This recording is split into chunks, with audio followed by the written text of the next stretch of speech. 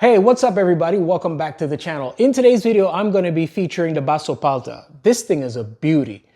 It's the Italian manufacturer's interpretation of an all-road bike. It's not just gravel. And I've had an opportunity to test it on the gravel, on the road, and I also did a little bit of single track, not too much. The trails were really muddy and ruddy when I was out there, but I got an opportunity to get a feel for what the bike was like. And the singular comment that I got about this bike every time I had it out was how eye-catching it was. It looks rich and the construction is very robust and substantial. It's just a really neat bike to look at. And it rides really nice. It did a great job of handling the gravel when I took it out on the road. It certainly can hold its own on a typical group ride. So what I'm going to be doing in today's video is I'm going to be going over some of the features, some of my likes and some of my dislikes. And I'll try to pigeonhole the bike a little bit in talking about who I think this bike is actually made for. All right, let's go. So off I went to see my friends at Bike Tech, the South Florida Basso dealer at their Midtown location, where I spotted this really nice Diamante SV. I hope to get on one of those soon. I'd be picking up this stunning off-white example equipped with SRAM Rival. Word on the Palta is that it is an all-road bike with a racer's pedigree. We'll see. The Palta is a gravel bike that is comfortable to ride, but will have a familiar feel to those who are used to riding a race-oriented geometry. The bike has been raced at Unbound to a high finish, and it was also raced last year at the Gravel World Championship by an international team. The Palta, like all Basso carbon frames, is made in Italy, and a huge plus is that the Palta is available as a frame set only. My example is a 1x with a 40-tooth chainring and a crazy back end. I think it was something like a 1040 or something like that. So I'm riding a size 53 with 145 centimeter head tube length, which with the spacers had me up a little bit higher than I would prefer. But I was able to get comfortable on it, no problem. My first real test on the bike was a 40-mile gravel ride with Chris and Maria. We started before the sun came up to make sure we beat the heat. Yo, Mr. Possum, watch it, bro. The Palta is a mile muncher. It just gobbles up the miles. On the gravel, it is smooth, doing a really good job of keeping me isolated from excess chatter and surface feedback. It tracks straight, changes direction well, and it's just a generally predictable bike. When I had to dodge a rock or change directions quickly, I got no drama, just the expected response from the bike, which is very reassuring on the rough stuff. The bike is easy to turn, easy to keep straight, and it didn't tear my back up. Isn't it easy? No. No. Oh, that is rival. Is it? I'll probably not be wasted when I get home. So the rest of the day. Warning. Definitely can't let Maria get in this one.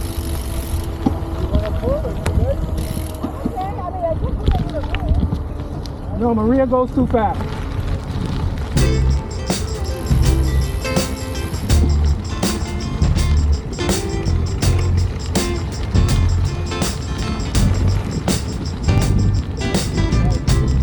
A lot of people complain about the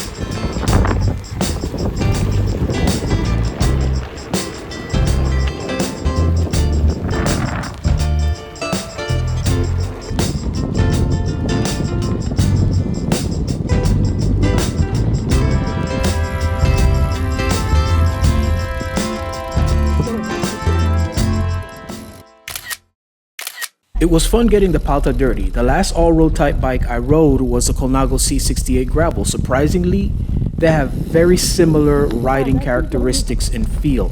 They both are solid and nimble, and they have that racer's pedigree come through. Now let's try and see how the Palta performs on the road. If you're coming off a road bike, you will notice a familiarity when you get on the Palta. Yes, it's a bit higher off the ground, but you aren't really upright on it. If you're coming off an endurance type bike, you will be feeling like you just got an upgrade or like you're sitting a bit more aggressively. I was able to find a good position right off, and then on the push off, you know that you aren't quite on a race bike. It isn't slow, it's just a bit more deliberate. The construction is solid and very robust, a quality stiffness that definitely comes through every single time.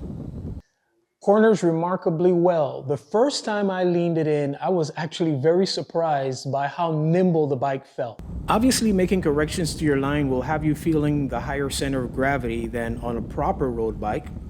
I'm using that word loosely, but it doesn't seem to affect what the bike is able to do. I did do one of my road rides with a set of the lightweight fat finders, and on the flats and putting down power, the bike is a performer. I mean, it rides just like a road bike, which is the same kind of feeling sensation that I got when I was on the C68 Gravel.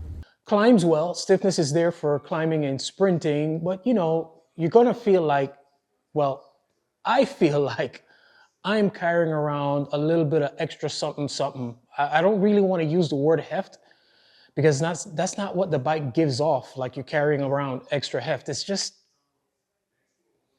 you just feel like you're carrying around a little something, something. And the last thing that I did with the bike was a little bit of single track. Unfortunately, I didn't really get to push the bike, test myself, and enjoy myself because of all the rains we've been having. It just made it very muddy and very ruddy out there. So before I got in over my head, I called it quits.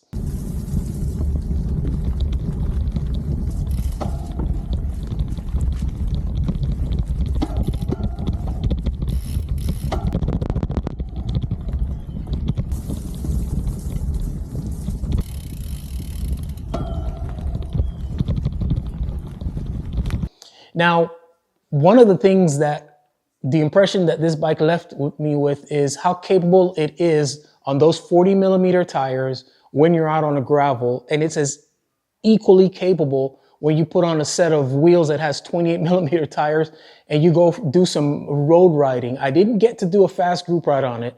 I wanted to, but the little bit of exposure that I had with the bike, I could tell that the bike would be very good in that environment. And it is uncanny how much getting on this bike reminded me of the Colnago C68 Gravel.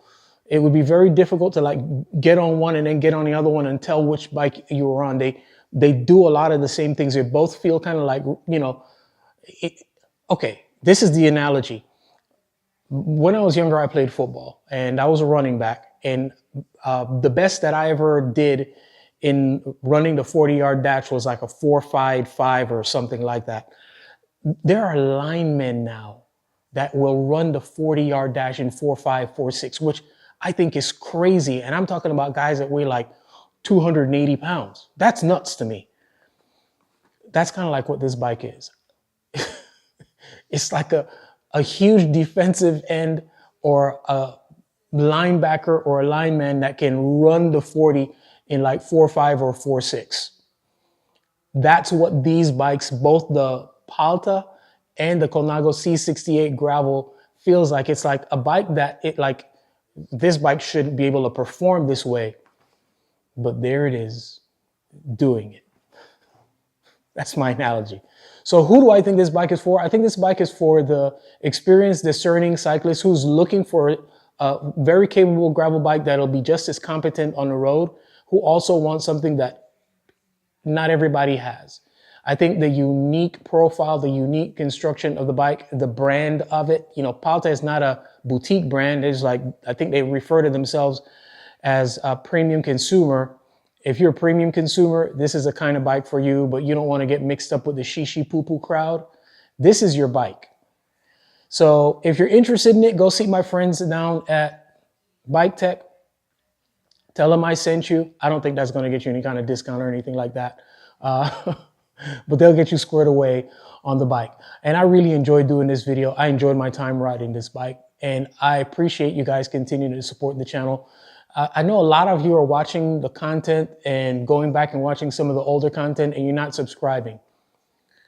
Look, man, do us a favor. Go ahead and subscribe to the channel. It's probably one of the best ways that you can help in supporting, and give this video a like if you enjoyed it as well. As always, our aim here is to inform, instruct, inspire. Be blessed.